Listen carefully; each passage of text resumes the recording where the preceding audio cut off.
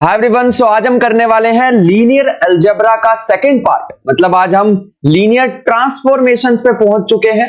Linear transformations पे तो इससे पहले मैंने एक और लेक्चर ऑलरेडी लिया हुआ है, हमने वेक्टर स्पेसिस पे, वो कंप्लीट हो चुका है। तो तुम सीरीज में डिस्क्रिप्शन में लिंक मिल जाएगा, तो वहां पे जाके देख सकते हो। अब आज लीनियर ट्रांसफॉर्मेशन के लिए तुम्हें मैंने एक लेक्चर अलग से सेपरेट मंजिल सीरीज में दे रखा लीनियर ट्रांसफॉर्मेशन में, जिसमें काफी सारे कॉन्सेप्ट समझा रखे हैं।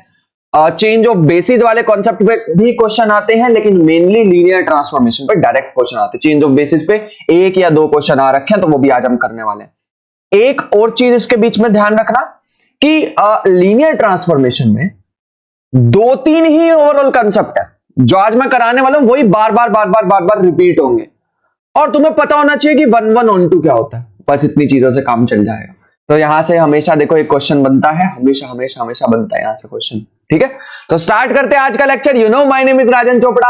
आज का टॉपिक हमारा रहने वाला है linear transformations. Let's get started without wasting any single minute.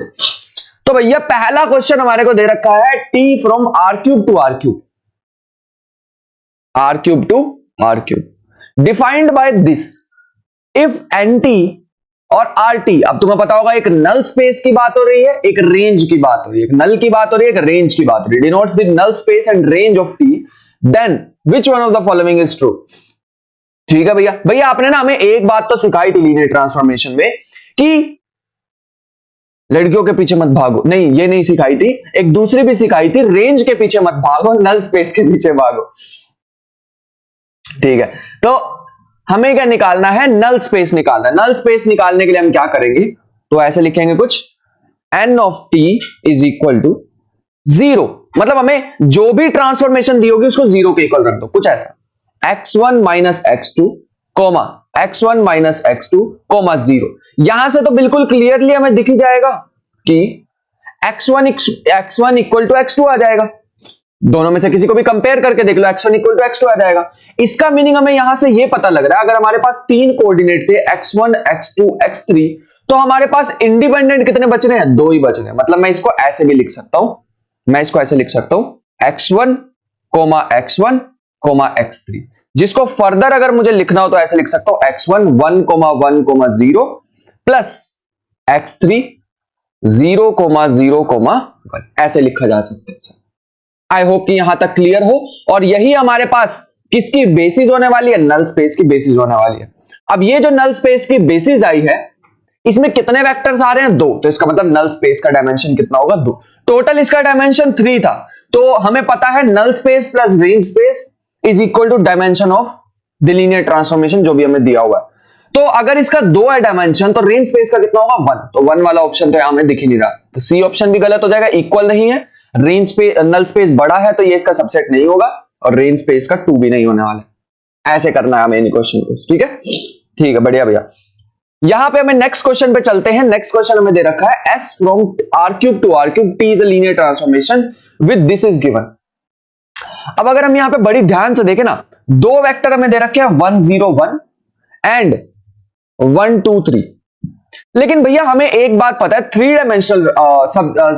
3 dimensional space के लिए तो 3 वेक्टर की जरूरत पड़ेगी इंडिपेंडेंट। यहां पे तो 2 ही दे रखे हैं, मतलब हमें एक और वेक्टर चूज करना पड़ेगा। तो लेट अस से उस वेक्टर का नाम है v। उस वेक्टर का नाम है v। मतलब बेसिस में 3 वेक्टर हो सकते हैं ना, 3 इंडिपेंडेंट वेक्टर हो सकते हैं, लेकिन हमें तो 2 ही गिवन है और दोनों के दोनों इंडिपेंडेंट है। तीसरा क्या वेक्टर रखूं ताकि तीनों इंडिपेंडेंट हो जाए? भैया there are infinitely many options. मतलब v की जगह ऐसा कौन सा वेक्टर रखूं ताकि तीनों हमारे पास यहां पे क्या हो जाए? इंडिपेंडेंट हो जाए। तो भैया there are infinitely many options. Since there are infinitely many options for v, इसका मतलब क्या है? The set S is uncountable set. मतलब कितने और ऑप्शंस हो सकते हैं हमारे पास? इनफाइनाइट ऑप्शंस हो सकते हैं। तो ये छोटे छोटे से क्वेश्चन पहले आया करते थे, जिसको मैं डिस्कस कर रहा हूं। ठीक है, आगे चलते हैं।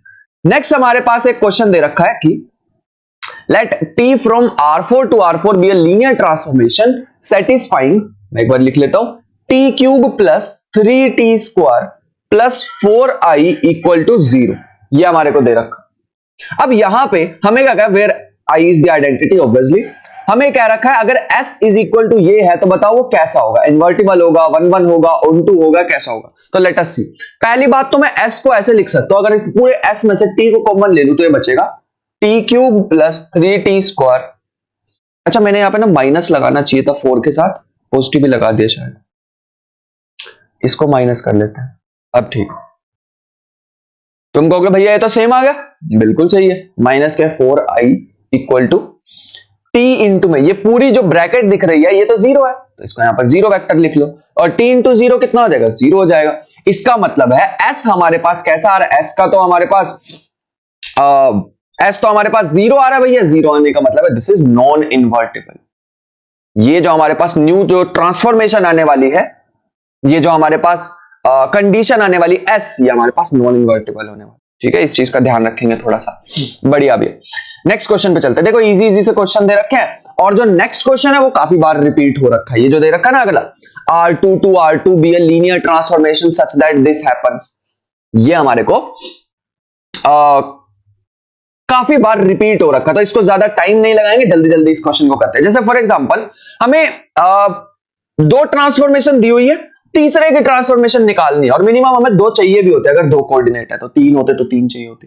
तो मैं पहले क्या करूंगा, 5 6 को इन टर्म्स ऑफ ये दो लिखना चाहूंगा, 1 2 0 1, ऐसा कुछ लिखना चाहूंगा। मतलब अल्फा टाइम्स 1 2 और बीटा टाइम्स 0 1, ऐसा मैं कुछ लिखना चाहूंगा। अब मेरे को बताओ ऐसे अल्फा और बीटा की क्या वैल्यू रखूं, अल्फा और बीटा की ऐसी क्या वैल्यू रखूं ताकि दोनों चीजें, दोनों साइड सेटिस्फाई हो जाए। सोचो, मैं तब तक इसे बनाऊं। वैसे तो तुम इसको दोनों साइड कंपेयर करके भी कर सकते हो, 5 इज इक्वल टू अल्फा और 6 is equal to 2 alpha plus beta, 2 alpha plus beta. तो अल्फा की वैल्यू तो डायरेक्ट ही दिख गई 5, और बीटा की वैल्यू मुझे दिख रही है माइनस का 4। इसका मतलब अल्फा बीटा की हमें वैल्यू मिल चुकी है, तो हम यहां लिख सकते हैं 5, 6 is equal to 5 times 1 2 minus 4 times 0 1। और दोनों साइड अब लीनियर ट्रांसफॉर्मेशन ले लो, तो 5 t ऑफ 5 6 हमें निकालना है, 5 times t of 1 2 minus 4 times t of 0 1। अब एक चीज यहां पर ध्यान रखने वाली बात क्या है कि ट्रांसफॉर्मेशन में जब भी अल्फा इंटू वी आएगा, v is a vector from vector space, तो अल्फा को जो कांस्टेंट होता है वो बाहर आ जाता है। ठीक है, एक प्रॉपर्टी होती है, हम वेक्टर स्पेस में पढ़ते हैं। यहां तक समझ आ गया?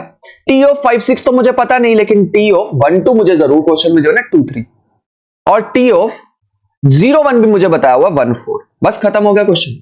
यहां पे आ जाएगा 10, और 10 माइनस 4 6 आ जाएगा, और 6 वाला ऑप्शन तो एक ही दिख रहा है, वैसे तो ए ही आंसर है, बट चेक कर लेते हैं।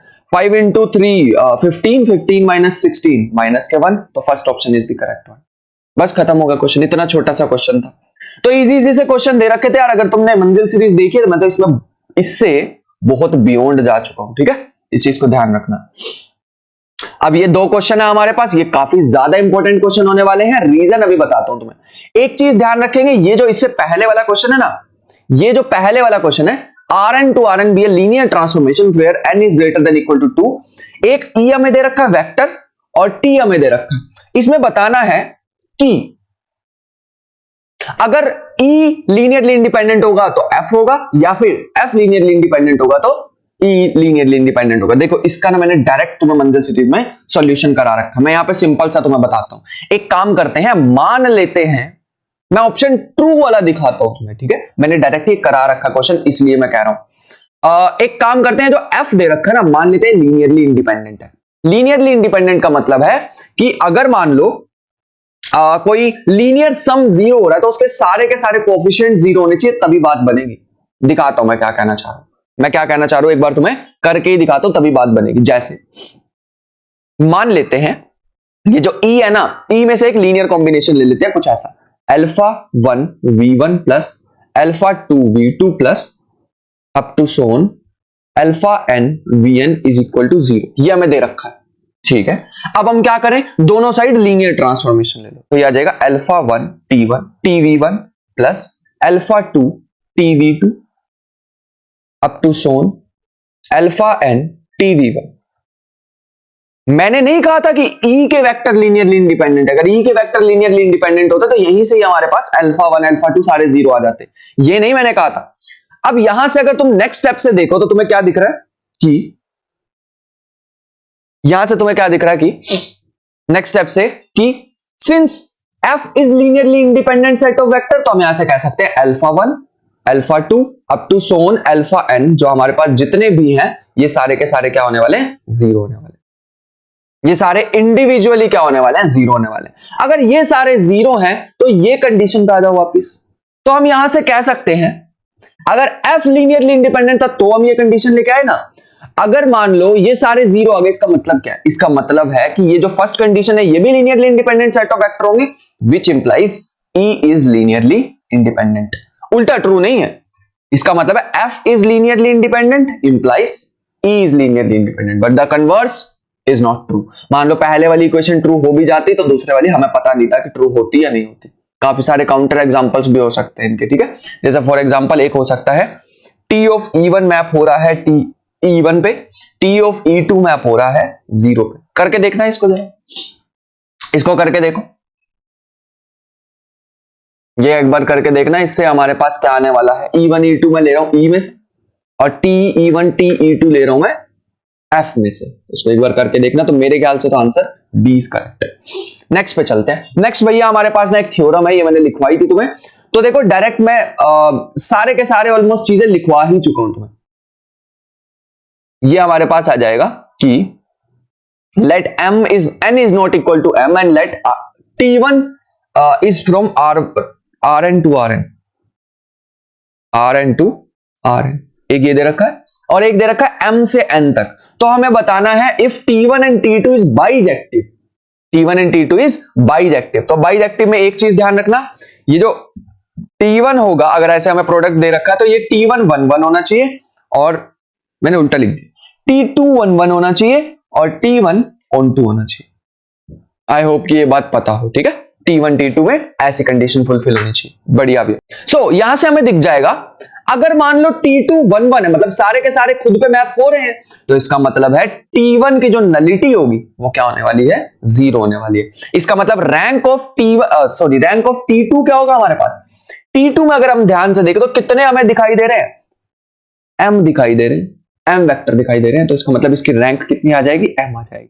तो ऐसा कोई है option rank of T2 is equal to M, rank of T2 equal to M। तो ये तो फर्स्ट और लास्ट दिख रहा है, दो ऑप्शन तो वैसे ही इनकरेक्ट हो गए। बस अब हमें रैंक ऑफ T1 देखना है। रैंक ऑफ T1 भी हमारे पास कितना आ जाएगा, M। तभी तो भैया ये कंडीशन, तभी तो ट्रांसफॉर्मेशन बनेगी, तो दोनों के M M आने वाले हैं। ऐसा ऑप्शन देख लो, D is the correct option. मैं दोबारा एक्सप्लेन करना चाहूंगा, अगर T1 T2 का प्रोडक्ट दे रखा है तो T2 हमारे पास 1 1 होना चाहिए, T1 on 2 होना चाहिए।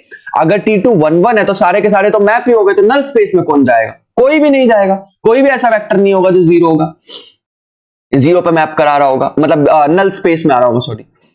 अगर नल स्पेस में कुछ भी नहीं है तो सारे के सारे वेक्टर कहां जाएंगे, रैंक में, मतलब सारे के सारे कहां जाएंगे, रेंज स्पेस में चले जाएंगे।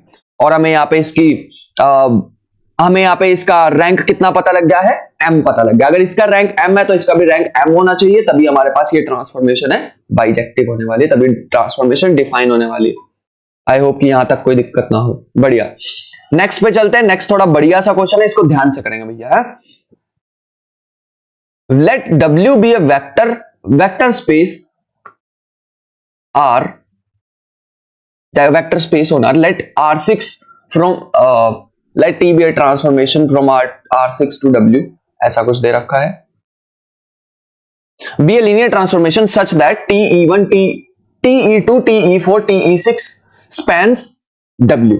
तो ये W को स्पैन कर रहा है। Which one of the following is true? ये हमें बताना है इनमें से कौन सा ट्रू है, ठीक है। तो इसमें अगर हम ध्यान से देखें तो हमारे पास एक छोटा सा प्रूफ है यार, वो करना पड़ेगा हमें। एक बात तो हम गारंटी से कह सकते हैं कि डायमेंशन ऑफ W जो है वो 3 या 3 से तो छोटा ही होगा। डायमेंशन ऑफ W जो है वो 3 या 3 से तो छोटा ही होगा, 3 ही तो वेक्टर स्पैन कर रहे हैं उसे। TE1 TE4 TE5 TE2 TE4 TE6, ये वाला ऑप्शन गलत हो जाएगा। क्या TE1 TE2 TE5 क्या ये स्पैन करेगा? नीड नॉट बी, जरूरी थोड़ी है स्पैन करेगा उसको। दूसरा क्या रखा है, बाकी तो यार चेक ही करने पड़ेगा, बाकी को एक बार चेक ही कर लेते हैं। डायमेंशन ये दे रखा है, इसका मतलब जो रैंक होगा हमारे पास ट्रांसफॉर्मेशन टी का वो लेस देन इक्वल टू 3 होना चाहिए। थोड़ा सही से लिखते हैं इसे। हाँ अब ठीक है, जो हमारे पास रैंक है वो लेस देन इक्वल टू 3 होना चाहिए। सोच के देखो क्यों, जल्दी से सोचो। अगर डायमेंशन हमें दे रखा है W का लेस देन इक्वल टू 3, तो ट्रांसफॉर्मेशन डिफाइन कहां से कहां तक है? रैंक का मतलब क्या होता है? रेंज स्पेस, है ना, इस चीज का ध्यान रखना। अगर हम यहां पे अब नलिटी निकालना चाहते हैं तो भैया हमें नलिटी का फॉर्मूला पता है, कोई बात नहीं। नलिटी का फॉर्मूला होता है रैंक प्लस नलिटी डायमेंशन होता है ना, तो dimension of T minus rank of T, ये भैया हमें पहले ही फॉर्मूला पता था। अब डायमेंशन यहां पे किसका आएगा? डायमेंशन आएगा R4 का। एक मिनट रुको बस, इसको थोड़ा सही से लिख लें, dimension of R4। Rank plus nullity मिला के हमारे पास क्या बन रहा था? R4 बनेगा। सो यहां पे देखेंगे तो R6 है यार, मैंने गलती से ना यहां पे R4 लिख दिया, R6। अगर मैं इसको R6 लिख लूं, हाँ अब ठीक है, तो इसका मतलब है नलिटी जो है वो या तो 3 हो सकती है या 3 से बड़ी हो सकती है, इससे तो कुछ भी नहीं होगा, क्योंकि जो रैंक ऑफ टी है वो या तो 3 होगा या 3 से छोटा होगा। तो इसका मतलब नलिटी ऑफ टी या तो 3 होगी या 3 से बड़ी होगी। अगर रैंक पे डिपेंड करेगा ना, रैंक अगर छोटा हुआ तो नलिटी बढ़ जाएगी। तो ये तो सिंपल सी बात थी। अगर nullity greater than equal to 3 है तो इसका मतलब है डायमेंशन, नलिटी का मतलब ही क्या होता है? Dimension of kernel of T. Kernel मतलब जिसमें सारे के सारे एलिमेंट्स किस पे मैप हो जाए? आइडेंटिटी एलिमेंट पे मैप हो जाए। वो क्या होने वाला है? Greater than equal to 3। और यहां पे इसने क्या भी रखा है? Kernel of T contains more than one element which is true. एक से ज्यादा एलिमेंट है कर्नल में। एक बार फिर से बताएंगे कि अगर नलिटी में जितने वेक्टर होंगे वही डायमेंशन बनाएगा कर्नल ऑफ टी का। ठीक है, बढ़िया। नलिटी होता क्या, पहले एक बार ये सोच लेना, तभी क्वेश्चन समझ में आएगा। नेक्स्ट क्वेश्चन पे चलते हैं। Let Pn be a real vector space of all polynomials of degree at most n and define D from Pn to Pn minus 1 linear transformation defined by this। तो ये हमें एक छोटा सा क्वेश्चन दे रखा है और हमें एक ट्रांसफॉर्मेशन दे रखी है क्वांटम मैकेनिक्स की। क्वांटम मैकेनिक्स में होती सच में ये वाली। तो ये हमें दे रखी है और हमें बताना है कि क्या होने वाला है? ट्रेस ऑफ ए मतलब फाइनल जो हमारे पास पॉलिनोमियल आएगा वो कितनी डिग्री का होगा, करके देखना पड़ेगा। यहां पे लिख देते हैं लेट अस से P of x। ठीक है, अब तुम सबसे पहले क्या करो? पहले इसको लगाना पड़ेगा कुछ ऐसे, D ऐसे ही रखो, T of P of x minus T D of P of x। मैं तुम्हें पूरा सॉल्व करके दिखाऊंगा ही नहीं यार, एग्जाम में ऐसे करना ही नहीं है जब, तो क्यों करके दिखाऊं तुम्हें? अगर तुम्हें ध्यान से देखना, अगर तुम पहले T ट्रांसफॉर्मेशन लगाते हो तो कितने डिग्री का पॉलिनोमियल बन जाएगा? ध्यान से देखना, अगर तुम T ट्रांसफॉर्मेशन पहले लगाते हो तो जो भी तुम्हें दिया हुआ है उसमें x मल्टीप्लाई हो जाएगा, मतलब कुछ ऐसा बन जाएगा। एक बार लगा ही लेते हैं, कोई बात नहीं। P of x तो हमें दिया ही हुआ है, सबसे पहले P of x लेट कर लेना। Let P of x is equal to a naught plus a1 x plus up to so on an x। कितने डिग्री का? n प्लस 1 डिग्री का। ठीक है, ध्यान रखना। अगर तुम ये इसमें डालते हो T लगा के, टी ट्रांसफॉर्मेशन क्या कहती है? ये इसको कर देगी a naught x plus a1 x square up to so on an x n plus 1, ऐसा कुछ बना देगी। इसे एक बढ़ा देगी, इसकी और डिग्री बढ़ा देगी। और ये क्या करता है? एक डिग्री कम कर देगा। T एक डिग्री बढ़ा देगा, D एक डिग्री कम कर देगा। तो फिलहाल के लिए फिर भी ये क्या रहने वाली है? n प्लस 1 ही रहने वाली है। इस चीज का हमें ध्यान रखना होगा। ठीक है, बढ़िया। इधर आते हैं, इधर की साइड आते हैं। D क्या करेगा? एक डिग्री कम कर देगा। D डिफरेंशिएशन की तरह काम कर रहा है, T इंटीग्रेशन की तरह काम कर रहा है। तो ओवरऑल इसका इफेक्ट क्या रहने वाला है? एक डिग्री इसको n प्लस 1 ही रहने देने वाला है। अब ऐसे मत करना n प्लस 1 उड़ा दिया तुमने, ऐसा नहीं होता। इसमें वापिस हमें पॉलिनोमियल क्या मिल जाएगा? P of x मिल जाएगा। करके देख लेना पूरा इसका। ठीक है, 2 बार ट्रांसफॉर्मेशन लगाओगे। बस एक चीज का ध्यान रखना, अभी भी जो फाइनल पॉलिनोमियल हमें मिलेगा वो n प्लस 1 डिग्री का ही मिलेगा। मतलब ट्रेस कितनी मिलने वाली है? n प्लस 1 ही मिलने वाली है। एक बार फिर से समझाते हैं कि T क्या करेगा? इंटीग्रेशन का काम कर रहा है, एक बढ़ा देगा। D डिफरेंशिएशन का एक घटा देगा। तो ओवरऑल n प्लस 1 डिग्री रहने वाली, कोई फर्क नहीं पड़ेगा। अब तुम सोच रहे होगे भैया आपने सब्ट्रैक्ट करके n माइनस 1 डिग्री कट करता है 0 आंसर। तो भैया करके देखना उसे पूरा सॉल्व। 2 बार ट्रांसफॉर्मेशन लगाओगे, चीजें कट नहीं होंगी। डिग्री पे कोई फर्क नहीं पड़ेगा उसकी। आगे चलते हैं। नेक्स्ट हमारे पास क्वेश्चन आ रहा है कि let T from R3 to R3 be linear transformation defined by this. ये तो सिंपल सा यार, तुम्हें नलिटी चेक करनी है, एक मैट्रिक्स बना लो, ठीक है, या फिर सिंपल सा करो यार, नलिटी निकालो, नलिटी ऑफ टी, ठीक है। मैंने बताया रैंक के पीछे नहीं भागना, पता ना किन किन चीजों के पीछे नहीं भागना होता है, समझ गए होंगे मैं क्या कहना चाह रहा हूं। तो x plus y equal to 0, y plus z equal to 0 और z plus x equal to 0। ये तीनों इक्वेशन से मेरे को तो ऐसा लग रहा है x plus y plus z equal to 0 आ जाएगा। Let's see, z equal to minus x आ गया। z equal to minus x आने का मतलब है फर्स्ट इक्वेशन में अगर मैं ऐड कर दूं तो y इक्वल टू जेड आ जाएगा, यही तो आ रहा है। अगर y इक्वल टू जेड आ गया फर्स्ट इक्वेशन से, तो सेकंड इक्वेशन से क्या आ जाएगा, 2y इक्वल टू 0 मतलब y इक्वल टू 0, y 0 है तो z 0 है, z 0 है तो x 0 है। तो ओवरऑल हमें कंक्लूजन मिल रहा है x equal to y equal to z equal to 0, मतलब नलिटी तो हमारे पास कितनी आ गई, 0 आ गई। अगर नलिटी 0 है, डायमेंशन हमारे पास कितना दे रखा है, तो nullity plus rank is equal to dimension, dimension तो 3 ही दे रखा मैंने, तो ये आ जाएगा, नलिटी कितनी आ जाएगी, 0 plus rank is equal to 3, तो हमारे पास रैंक 3 आ रहा है। तो नलिटी 0 रैंक 3, ऐसा तो ऑप्शन मेरे को डी ही दिखाई दे रहा है, तो मेरे ख्याल से तो आंसर डी होने वाला है। नेक्स्ट में मैं तुम्हें स्टेप्स में क्वेश्चन बताना चाहूंगा, ये क्योंकि इंपॉर्टेंट क्वेश्चन है। 3 स्टेप में हम ये क्वेश्चन करने वाले हैं, चेंज ऑफ बेसिस का क्वेश्चन है, ठीक है। b1 वेक्टर दे रखा है, सॉरी b1 दे रखा है, उसके बेसिस वेक्टर दे रखे हैं, b2 दे रखा है, ordered basis by R2 if R2 from T is a transformation from R2 to R2 such that T from B1 to B2 be a matrix। हमें ट्रांसफॉर्मेशन मैट्रिक्स भी दी हुई है, ठीक है। सबसे पहला हमारा काम होता है कि ये जो वेक्टर जिसको चेंज करना है ना, T55, ये जो T55 है, पहले हमें इन टर्म्स ऑफ लिखना होता है इसके बेसिस वेक्टर में B1 के, क्योंकि हमें ट्रांसफॉर्मेशन मैट्रिक्स दे रखी है B1 से B2 तक। तो पहले मेरे को B1 के रिस्पेक्ट में इसके कोऑर्डिनेट्स निकालने पड़ेंगे। मतलब मैं बताता हूं, मतलब है कुछ ऐसा कि ये जो 5 है, तुम्हें इसको लीनियर कॉम्बिनेशन में लिखना है 1 2 और 2 माइनस 1।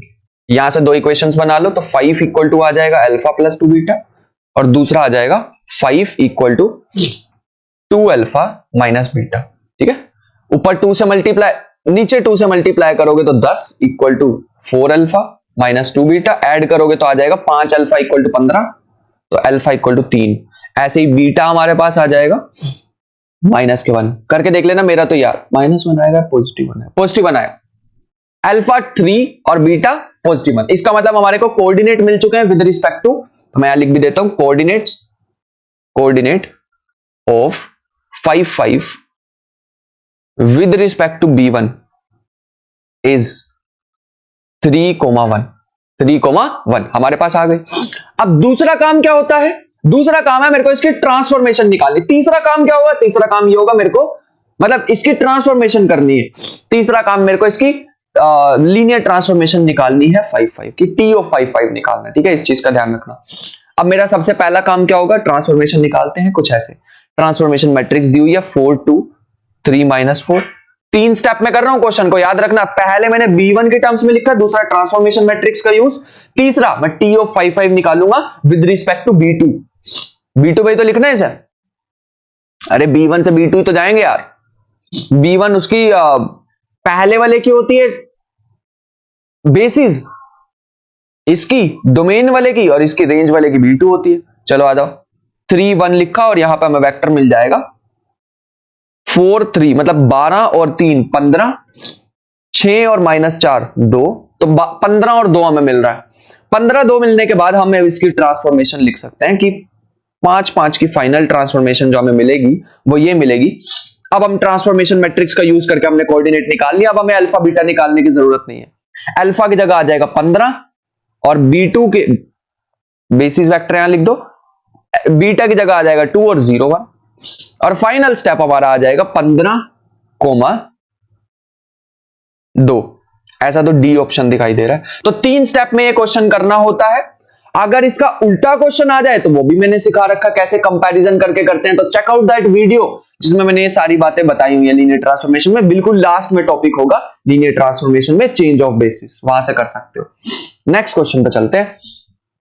नेक्स्ट क्वेश्चन तो काफी इजी है। सबसे पहले लेट क्वेश्चन रीड करना इंपॉर्टेंट है। Let P2R be the vector of polynomial in x of degree at most 2 with real coefficient। अच्छा, अगर 2 डिग्री का पॉलिनोमियल है तो उसके बेसिस वेक्टर का होता है, एक बार बताना। जनरल तो होता है 1x x स्क्वायर। वाह यार, तुम तो होशियार हो गए, बढ़िया। ये आ गया हमारे पास। और हमें क्या रखा है, let M2 be vector space of 2 cross 2 real matrices if linear transformation from polynomial to matrix. मतलब बढ़िया यार, पॉलिनोमियल का वेक्टर देंगे और मैट्रिक्स का वेक्टर मिल जाएगा। लेट अस सी कैसे होने वाला है। Is defined by this then, तो हमें निकालना है इसके कौन सा ऑप्शन ट्रू होने वाला, 1 1 ऑन 2 और 1 1 ऑन 2 दोनों,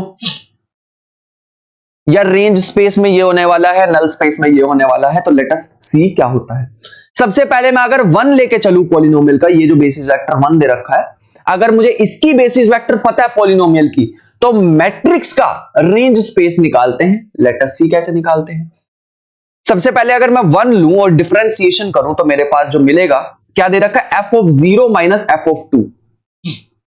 f of 0 minus f of 2।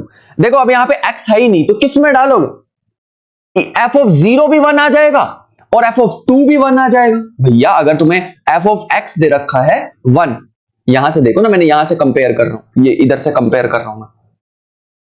अगर f of x तुम्हें 1 दे रखा है, तो चाहे तुम f of 1 निकालो चाहे f of 2 निकालो, आंसर हमेशा क्या आने वाला है, 1 ही आने वाला है। जोश जोश में लाइन तो लगा दी, हम रब नहीं हो रही। चलो हाँ, तो f of 1 हमारे पास कितना आ जाएगा, f of 0 कितना आ जाएगा 1, f of 2 भी कितना आ जाएगा 1, माइनस 0 0 यहां पर 1। बढ़िया। ऐसे ही x लेके चलो दूसरा फंक्शन, अगर मैं x लेके चलूंगा दूसरा बेसिस वेक्टर मिल जाएगा इसके corresponding, which is 0 minus 2 0 0, f of 1 आ जाएगा 1। चेक करते रहना, साथ साथ मैं पॉलिनोमियल का यूज कर रहा हूं। तीसरा है f of x equal to x square. अब देखते हैं क्या इसका बेसिस वेक्टर मिलेगा, विच इज x स्क्वायर डालेंगे तो 0 माइनस के 4 0 0, 1 डालेंगे तो 1। मेरे ख्याल से ये मिल रहे हैं बेसिस वेक्टर 0 0 0 1 माइनस 2 0 0 1 माइनस 4 0 0 1। देखो लास्ट वाला जो मेरे को दिख रहा है ना, पहले दोनों के लीनियर कॉम्बिनेशन में मैं लिख सकता हूं, मेरे को पक्का गारंटी, मतलब मैं तुम्हें श्योरिटी दिला सकता हूं कि मैं लास्ट वाला, अगर मैं इसको 2 से मल्टीप्लाई करूं सेकंड वाले को और इसको 1 से मल्टीप्लाई करूं, तो मैं ये लास्ट वाला ले आऊंगा। इसका मतलब ये लीनियरली इंडिपेंडेंट नहीं हुआ, क्योंकि मैं इसको दूसरे के लीनियर कॉम्बिनेशन में लिख पा रहा हूं। इसका मतलब मेरे को दिख रहे हैं इसके रेंज में 2 ही वेक्टर आ रहे हैं, 0 0 1 और दूसरा दिख रहा है माइनस 2 0 0 1। समझ आया मैंने क्यों नेग्लेक्ट कर दिया, क्योंकि मैं पहले दोनों के लीनियर कॉम्बिनेशन में उसे लिख सकता हूं। तो ये 2 वेक्टर मिल रहे हैं मुझे रेंज स्पेस में, which is option C. C is correct. 1 1 on 2 होने नहीं वाले, क्योंकि कम वेक्टर मेरे को मिल रहे हैं यहाँ पे, है ना, तो 1 1 तो ऑब्वियसली हुआ ही नहीं, वापिस भी नहीं मिल रहे हैं मेरे को वेक्टर, तो ऑन 2 भी नहीं होने वाला है। बढ़िया, बहुत अच्छे, तो इजी सा क्वेश्चन था। नेक्स्ट पे चलते हैं। लेट P3 डिनोट्स दी, एक मिनट रुको, हाँ, लेट P3 डिनोट्स दी, ये पाई नहीं दे रखा है ना, ये डबल डेरिवेटिव दे रखा है, मैं एक बार लिख देता हूं। ऐसी कुछ ट्रांसफॉर्मेशन गिवन है, T of Px is equal to P double derivative x plus P of x। Let P3 denotes the real vector space of all the polynomial with real coefficient of degree at most 3. Consider the map from P3 to P3 given by this. Then 1 1 on 2 check करना हमें कि क्या दे रखा है। बस एक चीज को ध्यान रखना भैया, अगर नल स्पेस में हमारे एक भी वेक्टर ना हो तो 1 1 भी होगा, on 2 भी होगा, क्योंकि सेम से सेम पे जाएंगे फिर हम, है ना। जितने वेक्टर इधर हैं, मतलब जितने डोमेन में है उतने रेंज में है, तो इसका मतलब है 1 1 on 2 दोनों मैपिंग होती है, ये मेरे ख्याल से पता होगा। तो बस अगर हमारे पास अगर नल वेक्टर, नल स्पेस में 0 वेक्टर्स हुए, काम बन जाएगा 1 1 on 2 दोनों होंगे। लेट्स सी कैसे करने वाले हम, मैं बताता हूं एक बार। एक काम करते हैं, कितने डिग्री का पॉलिनोमियल है, 3 का है ना, तो 3 डिग्री का पॉलिनोमियल एग्ज्यूम कर लेते हैं, एग्ज्यूम नहीं एज्यूम कर लेते हैं। तो आ जाएगा a0 plus a1x plus a2x square plus a3x cube. ठीक है, 3 डिग्री पॉलिनोमियल हमारे पास याद है। डबल डेरिवेटिव करना है इसका, डबल डेरिवेटिव करेंगे तो बचेगा a1 2a1 plus 3a3 2a2 plus 3a3x। मेरे ख्याल से 6a3x। मेरे ख्याल से डेरिवेटिव हमें आता है, डेरिवेटिव हमें आता है। फिर हम कल लिखेंगे p ऑफ x लिखेंगे तो मेरे पास आ जाएगा, अच्छा सेम ही आ जाएगा, तो a0 plus a1x plus a2x² plus a3x4। हम किसकी बात कर रहे हैं? नल स्पेस की, तो पूरे को इक्वल रख दो जीरो के। आगे चलते हैं, इक्वेशन क्या क्या बनेगी, पहले कांस्टेंट वाले ले लेते हैं, तो 2a2 plus a0 equal to 0। x के कोफिशिएंट ले लेते हैं, x के साथ 6a3 plus a1 equal to 0।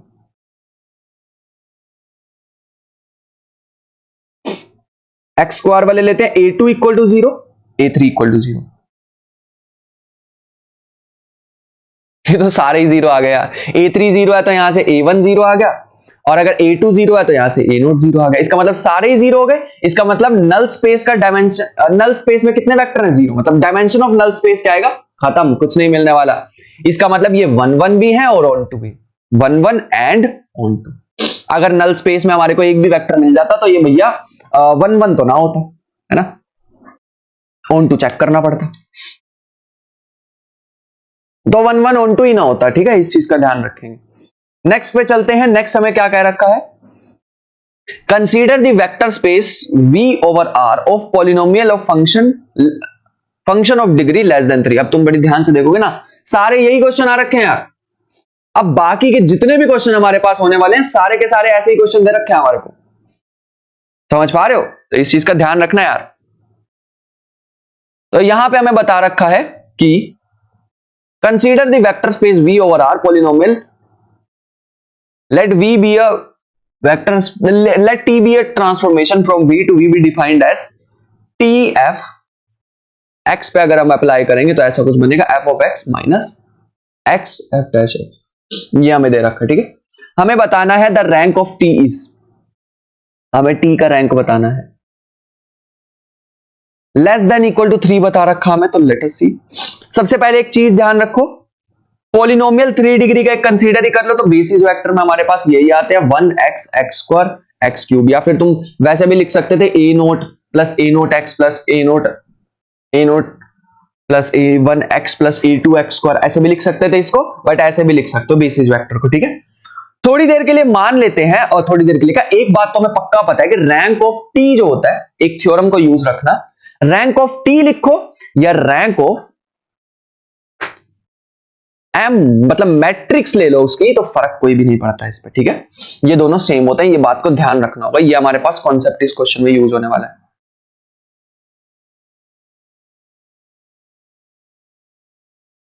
ये हमारे पास यूज होने वाला है। ठीक है, बढ़िया।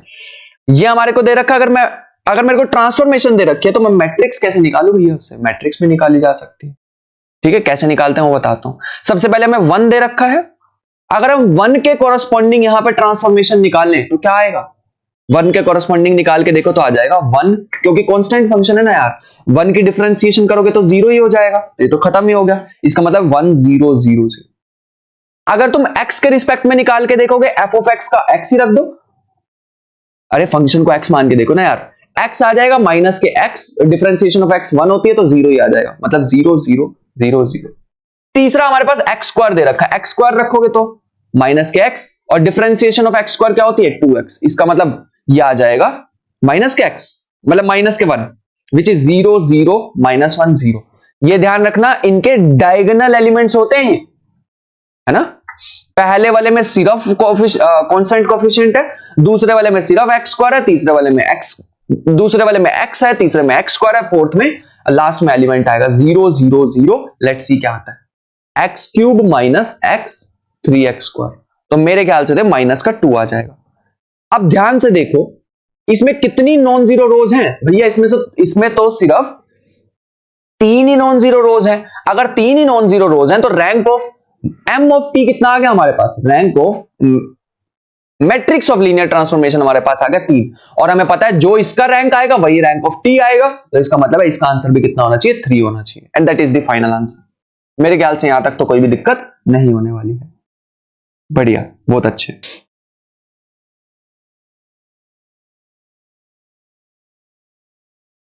सो नेक्स्ट क्वेश्चन पे चलते हैं। Let u v w be the finite dimensional vector space, these three are given. u v पे है, v w पे है, w u पे है, और सारी चीजें गिवन है यहां पे। मैंने ना तुम्हें एक लॉ बताया था, एक थ्योरम बताई थी, विच इज डायमेंशन ऑफ, अगर तुम्हें ऐसा तीन गिवन होते हैं एक दूसरे पे मैपिंग, तो मैंने बताया था डायमेंशन ऑफ u, जहां से हम स्टार्ट हो रहे हैं, which is equal to rank of st plus, ये ध्यान रखनी बहुत इंपॉर्टेंट है, nullity of st। Nullity of st, ये हमारे पास एक थ्योरम ध्यान रखनी है, बहुत से ज्यादा इंपॉर्टेंट है, याद रखना। लेकिन क्वेश्चन में कुछ गिवन है यार। रैंक ऑफ st जो हमारे पास दे रखा है वो नल स्पेस ऑफ p दे रखा है, नल स्पेस ऑफ p, और नल स्पेस ऑफ st हमें दे रखा है रैंक ऑफ p के इक्वल। ठीक है भैया, जो इन्होंने दिया वो मान लेते हैं, लेकिन ये तो किसके इक्वल हो जाएगा? Null space of p plus rank of p, ये तो डायमेंशन ऑफ w के इक्वल हो जाएगा। अरे भैया ध्यान से देख लो, ये जो p है, अगर इसका ही तुम नलिटी ले लो, इसी की तुम रैंक ले लो, दोनों को प्लस करो तो डायमेंशन हो जाएगा w का। भैया w का तो डायमेंशन कंसीडर करते हैं, तो इसका मतलब dimension of u equal to w, इसका मतलब है u must be equal to w।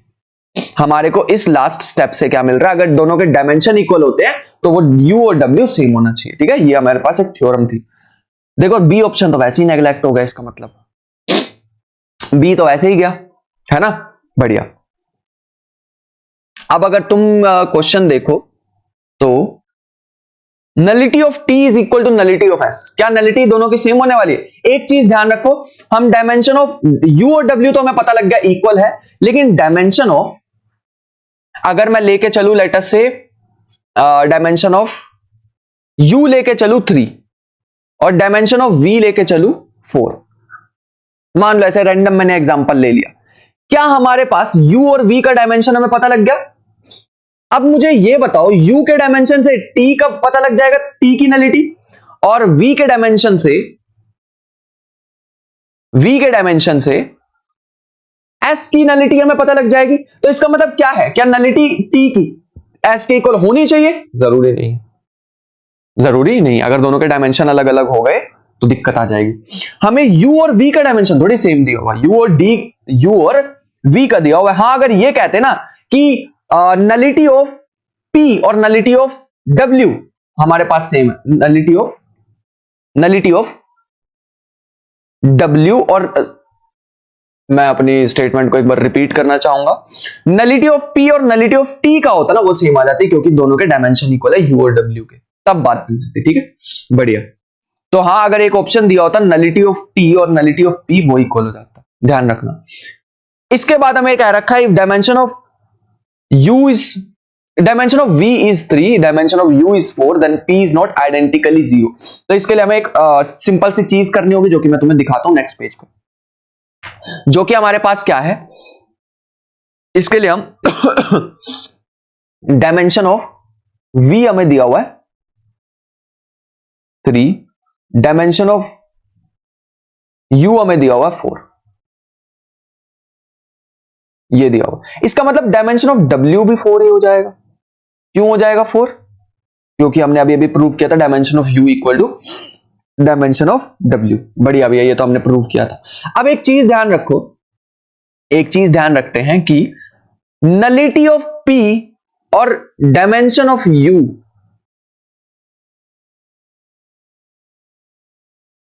मान के चलते हैं लेटर से, हमारे पास दोनों ही कितने हैं? 4 है। इसका मतलब हम एज्यूम करके चल रहे हैं, एज्यूमिंग p इज आइडेंटिकली 0, सारे के सारे नल वेक्टर में ही आ गए, हम मान के चल रहे हैं आइडेंटिकली 0। आइडेंटिकली 0 का मतलब सारे के सारे 0 के इक्वल आ गए, सारे के सारे वेक्टर जो है वो 0 के इक्वल, हम मान के चल रहे हैं चीज। मैंने सारी की सारी नलिटी ही 0 ले ली, ठीक है। नलिटी का डायमेंशन, नलिटी ही कितनी ले लिया? 4, वही डायमेंशन के इक्वल होगी। रैंक में 0 वेक्टर है, सारे नलिटी में ही आ गए। यहां से हम कह सकते हैं रैंक ऑफ st4 होने वाला है, क्योंकि गिवन है rank of st equal to nullity of p, question में ही गिवन था। इसका मतलब है रैंक अगर इसका हमारे पास 4 आ रहा है, इसका मतलब नलिटी कितनी आएगी? नलिटी हमारे पास आ जाएगी 0। तो हम यहां से कह सकते, एक बात ध्यान रखना, अगर रैंक ऑफ ए बी हमें 4 दे रखा है या रैंक ऑफ ए बी हमें n दे रखा है, तो एक बात हम कह सकते हैं rank of s must be greater than equal to 4 and rank of, क्योंकि दोनों का मिनिमम लेते हैं ना, रैंक दोनों का मिनिमम लेते हैं। अगर रैंक ऑफ ए बी निकालना होता तो दोनों का ए और बी में से जो मिनिमम होता है वो वाला रैंक लेते हैं। Rank of T must be greater than equal to 4, ठीक है, ये चीज को ध्यान रखना। अब ध्यान से देखो, क्या रैंक इनके 4 पॉसिबल भी है? रैंक ऑफ एस और रैंक ऑफ एस हमें 4 आया है, इसका मतलब रैंक ऑफ टी हमारे पास 4 आया। और अगर हम ध्यान से क्वेश्चन में वापस जाएं तो इन्होंने दे कितना रखा है, वी का डायमेंशन कितना दे रखा है, वी का डायमेंशन 3 दे रखा है, और यहां के अकॉर्डिंग क्या है, greater than equal to 4, which is not possible. ध्यान से देखो, रैंक ऑफ वी हम क्या मान के चले थे 3, हमारा एंड में आंसर क्या आ रहा है, rank 4 greater than equal to 4, possible ही नहीं है भैया। इसी का डायमेंशन वी का डायमेंशन, तो इसका रैंक बनने वाला है, इसका मतलब ये ऑप्शन इनकरेक्ट है। तो लास्ट ऑप्शन हमारे पास बचा है विच इज करेक्ट। एक बार दोबारा इसको देख लेना, मैं अपनी तरफ से एक्सप्लेन कर चुका हूं, हाँ बहुत ध्यान से देखना, बढ़िया क्वेश्चन था एकदम, ऐसा हलवा क्वेश्चन नहीं था थोड़ा दिमाग लगता है इसमें, बढ़िया वाला। नेक्स्ट पे चलते हैं। एंड नेक्स्ट, अच्छा एक चीज मैं और लिखवा दूं पिछले क्वेश्चन में, ताकि वो आइडेंटिटी जो मैं बोल रहा हूं ना, which is rank of S plus rank of T, rank of T, फिर ये आइडेंटिटी रह जाएगी यार, इसके साथ ही लिखवा देते हैं। रैंक ऑफ टी माइनस के dimension of S T is less than equal to rank of S T is less than equal to minimum of rank of S rank of T. अभी जो मैं बोल रहा था ना वही है, ठीक है, ये इनइक्वालिटी हमारे पास हमें याद रखनी होगी। बढ़िया, अब चलते हैं अगले क्वेश्चन पे। हाँ, let T be N cross N matrix, एक मिनट रुको, हाँ, T be N cross N matrix, let V be the subspace M N cross P. अच्छा, ये जो हमारे पास है डायरेक्ट थ्योरम से करने वाले हैं हमें। यहां पे अगर तुम ध्यान से देखो तो नल स्पेस गिवन है, देखो टी एक्स इक्वल टू 0। अब टी हमारे को क्या दे रखा है, एम क्रॉस एन की मैट्रिक्स दे रखी है, बड़ी ध्यान से देखना यार ये वाली चीज, एन क्रॉस एन दे रखा है, और एक्स जो दे रखा है वो कहां से है, एक्स जो हमारे पास वो एन क्रॉस पी का दे रखा है। कभी भी हमें ऐसे दे रखा, उल्टा दे रखा होता तब भी मैं अभी बताऊंगा, पी क्रॉस एन और N cross P, P cross N N cross M दे रखा होता तो भी क्या करते हैं, इस चीज में ना एक थ्योरम यूज होती है कि जो नलिटी होने वाली है हमारे पास वो किसके इक्वल आएगी, नलिटी हमारे पास आएगी ये जो लास्ट दे रखा है, दिस टाइम्स रैंक, एक मिनट रुको,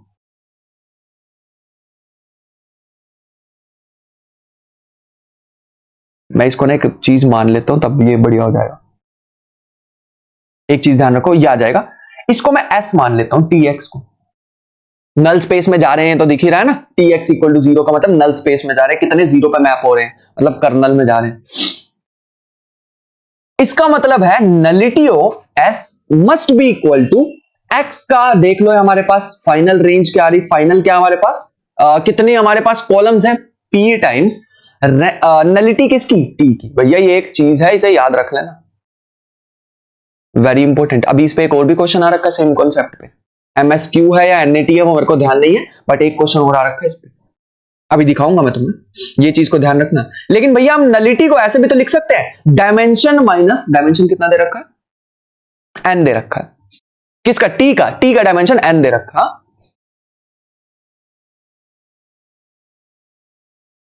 ठीक, N minus rank of T, देखना ऐसा कुछ दे रखा ऑप्शन, ऑप्शन नंबर डी, मेरे ख्याल से डी आ रहा है, ये थ्योरम दिखते डायरेक्ट। हाँ, ये मैंने जब लेक्चर लिए थे तो उसमें ये चीजें प्रूव करके दिखाई, प्रूफ तो नहीं किया शायद, डायरेक्ट लिखवा रखा वहां भी, बट हाँ ये बताई हुई चीजें हैं, ठीक है। लास्ट हमारे पास दे रखा है 2020 का क्वेश्चन है, एक बार इसको ट्राई कर लेना, अगर नहीं होता है तो कमेंट बॉक्स में छोड़ देना, हम दोबारा तो करने ही वाले हैं इन चीजों को, मतलब 2020, 21 और 22 के पेपर करेंगे।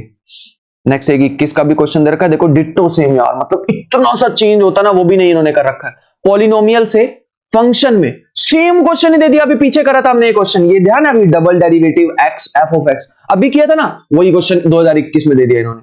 समझ पा रहे हो, क्वेश्चन रिपीट हो रहे हैं, इसीलिए तुम्हें पीवाईक्यू पे जोर दिलवा रहे हैं।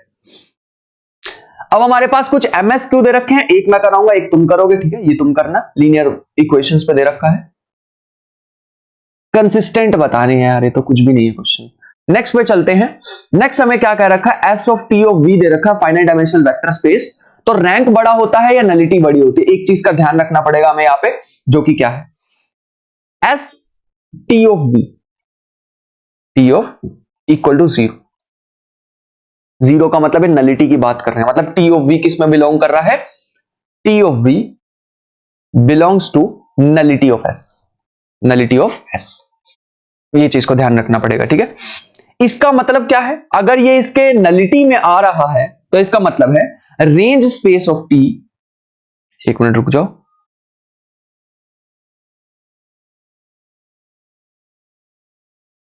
इसका मतलब हम कह सकते हैं कि range of T belongs to nullity of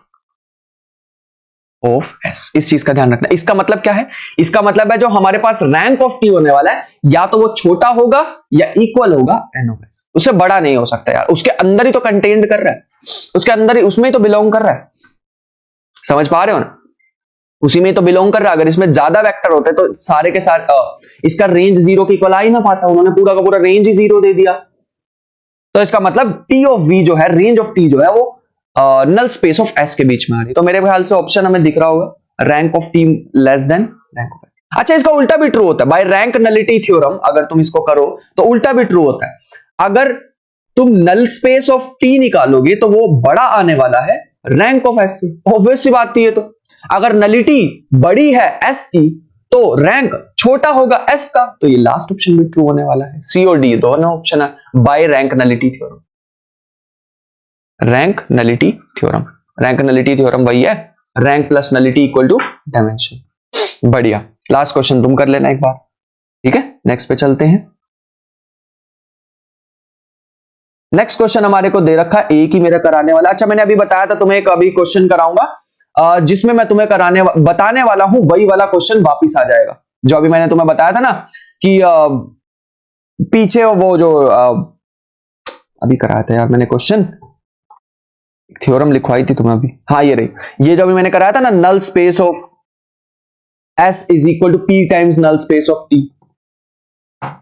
देखो फिर से क्वेश्चन सेम आ गया, बिल्कुल डिट्टो सेम है, और यहां पे ज्यादा इजी है। क्यों है, यहां पे भी मैं सेम लगाता हूं। मान लेते हैं एक एस ट्रांसफॉर्मेशन, अच्छा इन्होंने तो दी हुई है टीपी, इसका नाम दिया हुआ है, तो ये हमारे पास आ जाएगा TP is equal to P Q which is, अब इसको लिखें कैसे, अभी अभी मैंने बताया था, जैसे मैंने नल स्पेस का बताया था ना, वैसे ही हमारे पास एक रेंज स्पेस का भी होता है।